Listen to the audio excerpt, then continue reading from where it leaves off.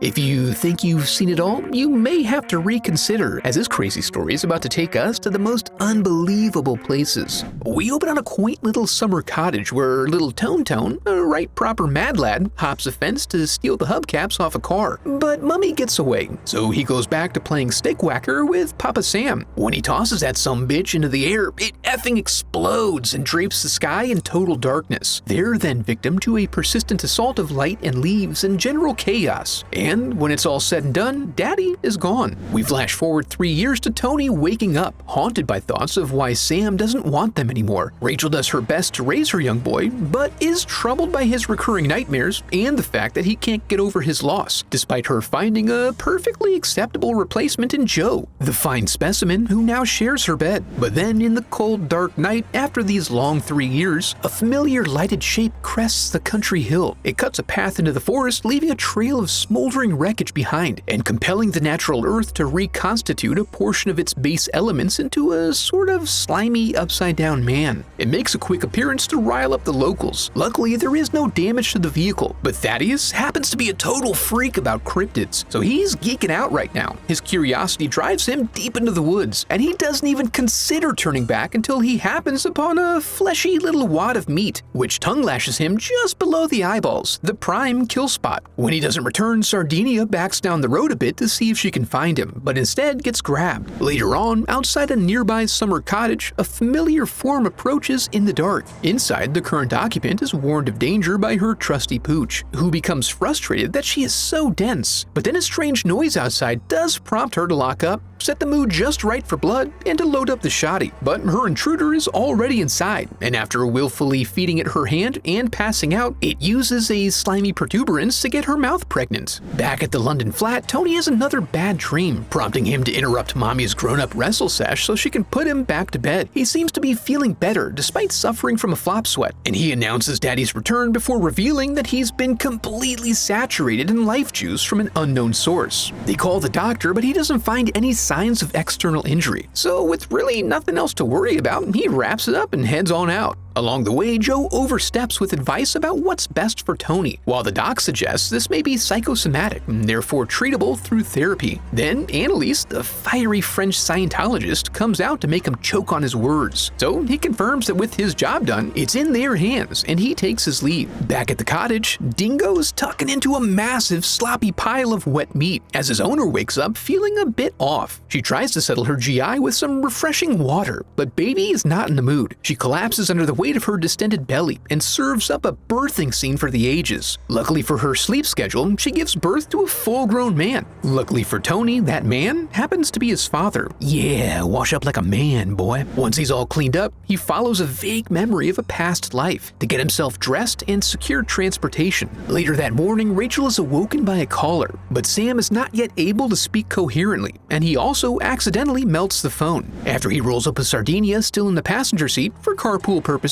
he gets out and begins creeping. Upstairs, things are as normal. Tony has no respect for anyone. Annalise is lazing about, and we learn that they're addressing the prior night's events by pretending they never happened. On the way to school, they're accosted by an old lady in the hallway, and Tony shoots that bitch. Then, as they make their way through the traffic and bustle of the city, Sam is close by, watching and waiting. Back at the lot, a tradesman pulls up hard and bumps Sam's car. When he goes to apologize, he accidentally unpacks Sam's lunchbox. While at the flat, Annalise is spending her time on the clock engaged in an afternoon delight. It's interrupted by a call that's maybe important, but I can't focus on anything other than how Michael is putting whatever his mouth touched all over that milk bottle. At the studio, Joe is engaged in his side hustle of foot photography when Rachel dips out to go pick up Tony from school. When she gets there, the yard marm informs her that her services are unnecessary because Tony's already been picked up by his father, who she's never met. She rushes off searching frantically until overcome by a strange feeling that leads her to Sam. Hi, Mom. And Tony. Sam can speak now, so they catch up. After the formalities, he confirms that he's back for good now. But from where? Who knows? She brings him home to sort things out, and he expresses how good it feels to be back where he belongs on a permanent basis, which is presumptuous. After dressing smartly in some of his old wardrobe, a sip of scotch causes his memory of that fateful day to come flooding back. Joe comes in to start sizing things up and make preparations for staking his claim, but the initial signs are not promising. In a more private moment, Joe complains about getting getting his feelings hurt, and Rachel admits that she's feeling like Sam's explanation of what happened might warrant picking up where they left off. Later that night, Sam slips into Tony's room and snatches Harry's egg so he can start slurping up that sweet, sweet snake embryo. Tony walks in at an inopportune moment, and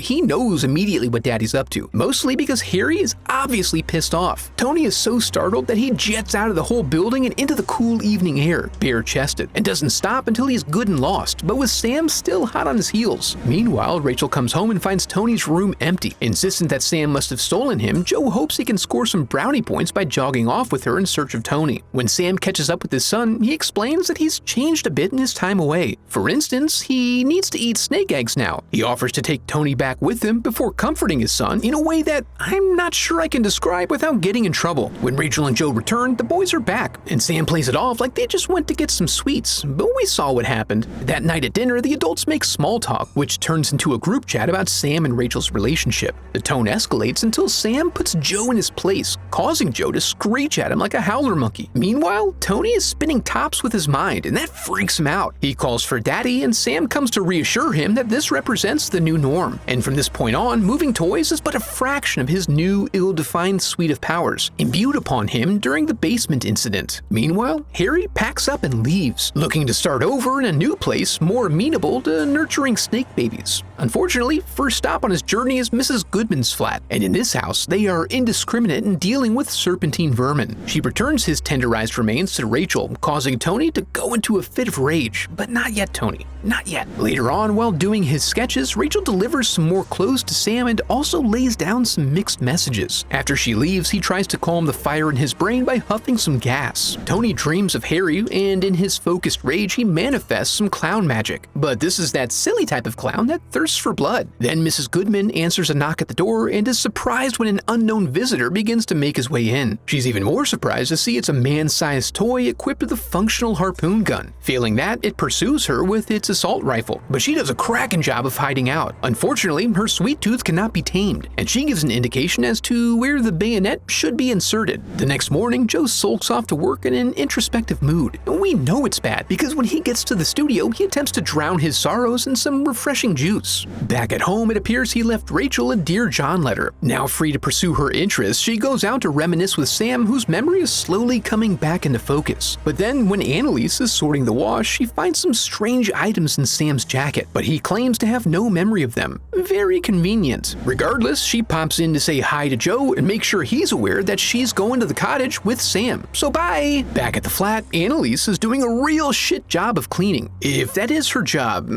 still not fully sure of her role. And the doorbell rings announcing Michael's arrival. As a certified sex fiend, she sneaks him into her room before letting Tony know she needs to go take a nap. You're always lying down. Get roasted by a child. He gives her about 5 minutes before insisting on a game of hide and seek, which she agrees to in the hope it'll shut him up. Determined to get back to her lover, she attempts to make quick work of this. Tony throws his voice, making her think he's on the elevator. She chases it up and down, but ultimately discovers it to be unoccupied, except for the clown. I guess Tony was mad at her or something? And as Michael waits patiently, Tony sucks out her life force, or blows something into her. It's not totally clear. While all this is going down, Rachel and Sam arrive at the old cottage to see what additional memories they can reconstruct for Sam. But then when they get to the front door... Sam, someone's been here. Someone short, who burns things, I would say. They go in and look around, and Rachel finds that someone left the gas on, exactly how Sam likes it. But before we can go deeper, Sam elects to run off to find his favorite spot in the woods. Michael finally gets fed up with waiting and goes to look for Annalise, but he doesn't find her on the mantle, and then a toy tank rolls in and tries to straight up blast his face through the back of his head. He seeks refuge in the bathroom, where he finds Annalise, busy nurturing her new egg sac. Plus, there is a Black Panther. Back in the woods, Rachel finds a presence and runs to tell Sam. But when she finds him, he's all rolled up and quivering like a little baby bird. She brings him back inside so he can get all warmed up and cozy. Then, as she goes to call home, he pulls out a hair plug and tosses it into the fire, which is definitely not going to raise the ambiance. She's unable to reach Tony because he's busy enjoying a milkshake, while his clown friend repurposes the appliances for their activities. You know, guy stuff. Rachel then calls the super to ask if he can go check in. Meanwhile, whatever they've got going on in the bathroom comes to fruition. The clown carefully collects the eggs and prepares them for incubation, so they're too busy to answer when Mr. Knight rings. This either puts Tony in a bad mood, or he's now using his powers to kill anyone who garners his attention, because when Mr. Knight gets downstairs, he steps off the elevator into total darkness and has his throat slit by a bouncing light. Not sure why he didn't see that coming. With no callbacks, Rachel enlists Joe's help in trying to get some answers. As he casually cleans the birdcage, he notices a striking resemblance between the jacket photo and a story about a dead woman recently found in the area. He tries to call back right away, but Sam knows what's up and heats up the phone box with his hot little hands. Conveniently, as soon as Joe steps out, Tony is there already, resting on the hood of his car like a calendar girl. With that task completed, he takes Tony to the cottage. Hopefully they drive slow, because Mommy is busy reconciling. Unfortunately, Sam has turned into a monster, and he apologizes for his gruesome appearance profusely before he skeets dramatically. Rachel now ponders her life choices as Sam lurks around in the shadows. Then the boys arrive and Joe tells Tony to cool out in the car while he goes in to see what's what. Rachel meets him in the entryway to make a quick getaway, but Tony's already found his way into the forest where he's lovingly caressed by his rapidly deteriorating father. Joe chases them down for a man-to-man confrontation, but Sam is no man, and he shrieks a high-pitched noise into Joe's face that causes his brains to leak out of his ears. As Sam's human facade melts away, Rachel tries to get to where they are. She eventually emerges into a grassy clearing, engulfed in light and shapes, where she's confronted by Daddy Sam's final form. Rachel screams for Tony but is rightly reluctant to go to him, and then they disapparate anyway and shoot off into the vibrating cosmos. Rachel returns to the surreal mindscape that is now her home. Looking to make the best of a bad situation, she greets her consolation babies and welcomes them into her heart, but she is immediately betrayed. That one was definitely pushing the limit, but if you're still looking to get nasty, be sure to check out this video next. Now that we're here, I want to congratulate you for making it to the end of the video and affirm that you are a very special person because of it. And if you enjoyed the video, I would love for you to become a part of the channel by subscribing. Thanks for watching.